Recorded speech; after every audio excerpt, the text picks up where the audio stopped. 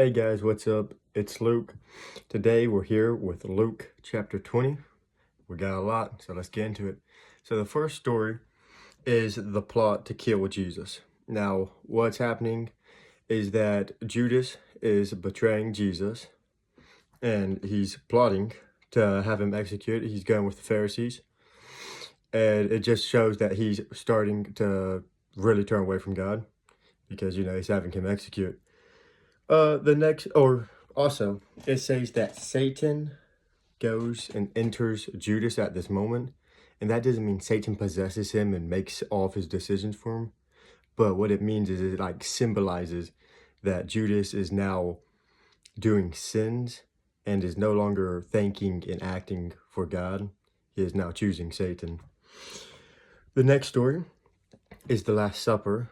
And the Last Supper is a big one, So Jesus celebrates the Passover with his disciples. And so this is where we learn communion at. Jesus breaks the bread and says, "Remember this as my body that was broken for you."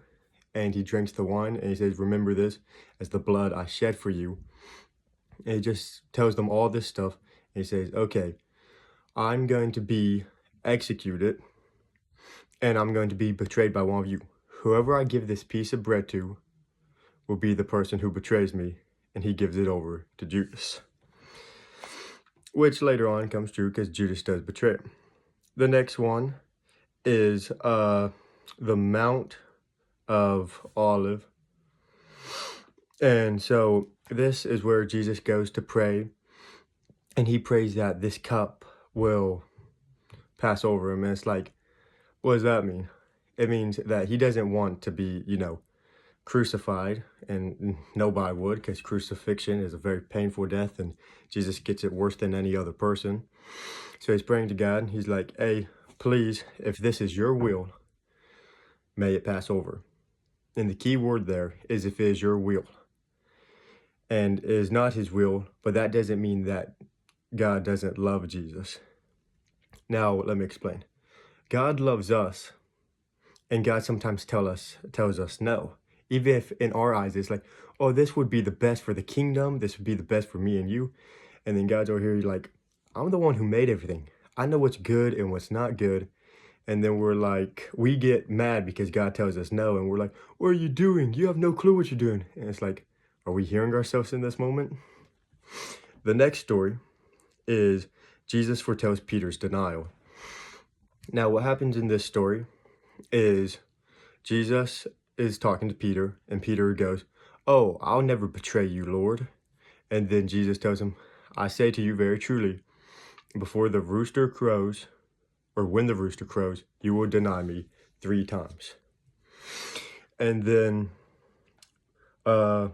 they go on, and Judas comes in, and with a kiss of betrayal, betrays Jesus, handing him over to the Pharisees, handing him over to the people who want to have him crucified.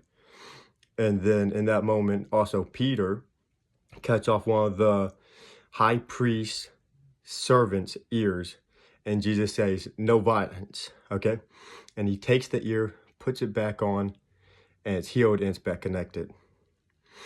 We go on to the next story, where it shows Jesus is getting mocked and beaten, and Peter is outside, and a woman recognizes him, and the woman goes, "Hey, you're one of his 12 disciples, aren't you?" And he goes, "No, I got no clue what you're talking about."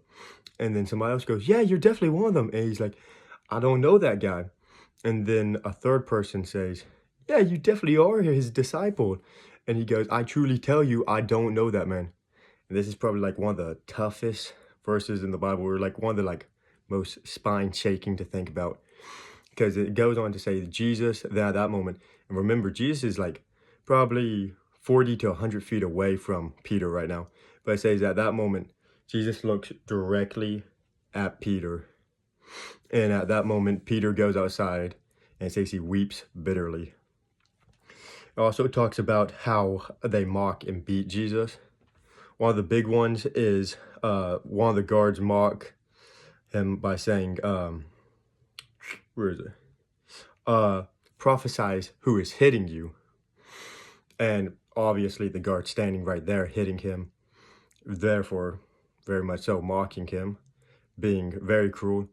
But at that moment, the key thing to remember here is that any one of these moments, God could have said, you know what? I'm done with you people. I've had it up to here with y'all. It says he has 72,000 angels ready at a snap of his finger to come and more or less blow the planet up. But God goes, no, I love them. And I choose here and now that I'm going to die for their sins and save them, overcoming sin, which is the reason for the season. So Merry Christmas, stay blessed.